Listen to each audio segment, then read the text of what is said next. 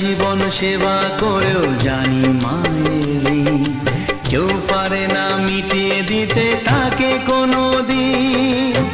তোমারই আশীর্বাদে জীবনের প্রতি পদে যেন আমি রাখতে পারি তোমারই সুনাম মা, ও মা।